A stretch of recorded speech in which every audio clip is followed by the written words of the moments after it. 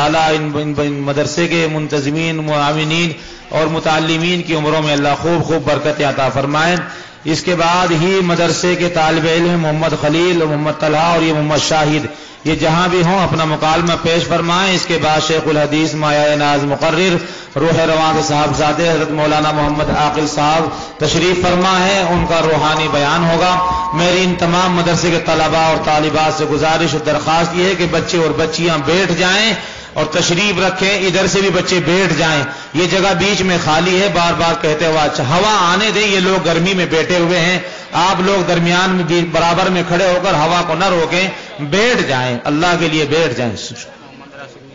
نمبردار سلام علیکم۔ وعلیکم السلام۔ آیا چودھری چھجو راضی بھی ہے؟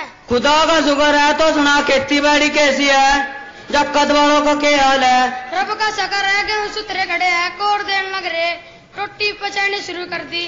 میری مرضی کے خلاف تو تن نے کی کام کرا، اگلنڈے پڑھائی لکھائی تن دے رکھ جے۔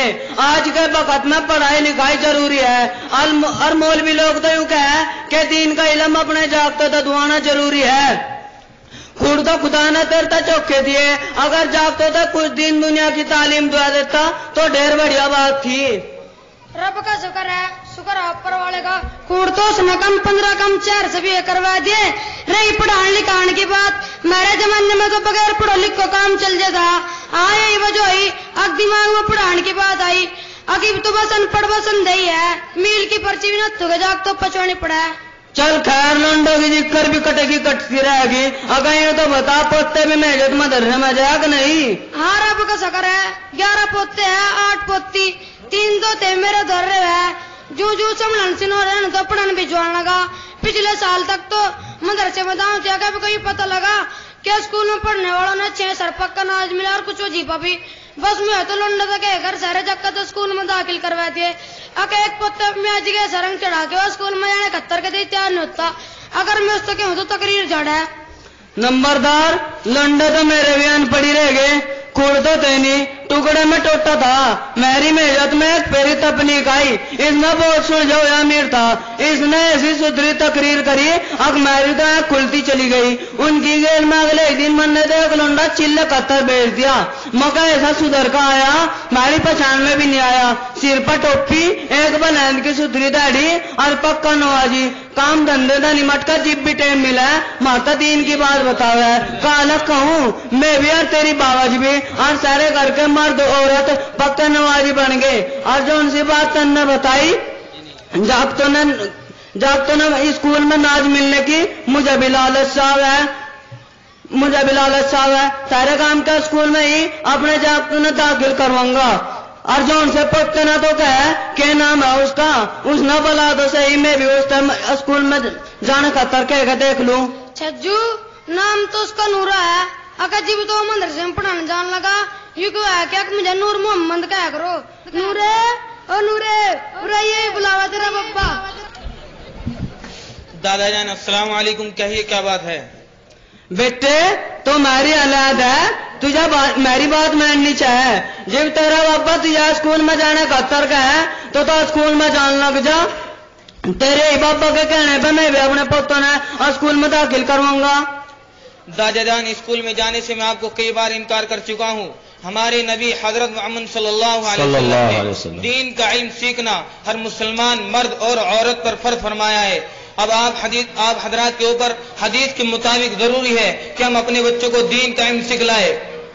اسکول میں چند پیسے اور دانوں کی لالچ سے بھیجنا بہت بڑی نادانی ہے، یہ مذہب اسلام کی اور دین کا علم ختم کرنے کی ایک تیار کردہ سازش ہے۔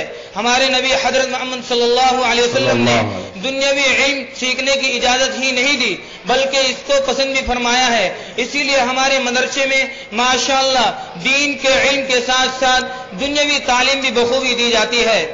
میں آپ حضرات سے پوچھنا چاہتا ہوں کہ آپ حضرات اپنے بچوں کو 1 لاکھ یا 1.5 لاکھ روپے لگا کر اس کو انجینئر یا ڈاکٹر بناتے ہیں اور اس کو مدرسے میں پڑھانے کے لیے نہیں بھیجتے، مجھے بتائیے آپ لوگ کہ جب آپ کی وفات ہو جائے گی اور آپ کا جنازہ کسی مدرسے میں یا کسی चौपाल में रखा हुआ हो तो मुझे बताइए, इमाम साहब आगे नमाज पढ़ाने के लिए जाते हैं और लड़का पीछे खड़ा रहता है, जिसके लिए आपने अपने खून पसीने की कमाई से उसको इंजीनियर बनाया है, डॉक्टर बनाया है। मुझे आप बताइए आखिरी वक्त में आपको क्या दे रहा है? चूंकि उसके दुआ याद नहीं है, हदीस याद नहीं है, उसके जनाजे की नमाज याद नहीं है। इसलिए मेरे भाइयों, मैं आप हजरात से गुजारिश करता हूं कि 500 या 1000 2000 रुपए लगाकर आप अपने बच्चों को हाफिज कुरान बनाइए। मुझे आप बताइए कि हाफिज कुरान की कदर कितनी बड़ी है, उसकी कीमत कितनी बड़ी है। मैदान महशर में जब हाफिज कुरान को बुलाया जाएगा, मेरे भाइयों मुझे बताइए कि पूरी दुनिया की दौलत इकट्ठी कर कर आप लोग 10 आदमियों को जहन्नुम से निकालकर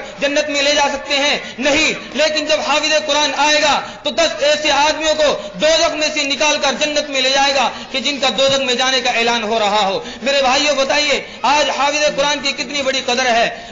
इसलिए मैं आप हजरात से, सभी हजरात से गुजारिश करता हूं कि दुनियावी और दीनी तालीम के लिए अपने बच्चों को मदरसे में दाखिल कराइए। दादा जान, आपके पैर कब्र में लटक रहे हैं, अब तो आप हजरात को अपनी फिक्र होनी चाहिए। दादा जान, हमारे ऊपर भी और अपने ऊपर भी तरस खाइए और मेरी बातों पर तवज्जो दीजिए। खुदा हमको तौफीक दे, आमीन दे, आमीन। नंबर नूराना बात तो बिल्कुल सही और सुधरी गई। बस आज तई जाग तो ना स्कूल मत हटा कर मदरसे में दाखिल करवा दे और मेरे तो मेजत में जा रे। छज्जू, आज तो नूरे ने इतनी सुथरी डाला बात बताई कि मेरा दिमाग भी घूम गया। मैं तो आज लग भूल में ही था। लंडो तो कहेगा सारे जागतों ने मदरसे में दाखिल करवाऊंगा, इस तो ही मेरी आखिरत बनेगी। और दाढ़ी तो कपड़े लत्ते धोया कर पक्का नमाज बनूंगा, और दाढ़ी तो बस ही भी तो रख ली। और खुदा मेरी गलती माफ करा, और तेरे बीच पढ़ने तो मेरी आंख खुल गई। एहसान खुदा जी भी दादा ठीक ही है, मरण तो पहले पहले तौबा की तौफीक हो जाए और आंख खुल जाए, सुथरी बात है। अच्छा, सलाम लेक। वालेकुम सलाम। सलाम बेटी, ये पैसे तीनों में तकसीम कर लेना। कुफ्र नबाशत सुना है हमने, ये बच्चों ने वो बातें बयान की हैं जो आप कहते हैं, वरना बच्चों की उम्रें इतनी थोड़ी हैं, 11 पोते 11 पोतियां हो गई। ये तो उन्होंने वो अल्फाज बयान किए हैं जो आप कहते हैं अपने घरों में बैठकर। इसलिए गुजारिश दरखास्त ये है, इन दोनों बच्चों में एक पढ़ा लिखा आया, दोनों को सीधे करके चला गया। तुम भी नियत कर लो कि हम भी सीधे हो जाएंगे, कहो इंशाअल्लाह। मैं हजरत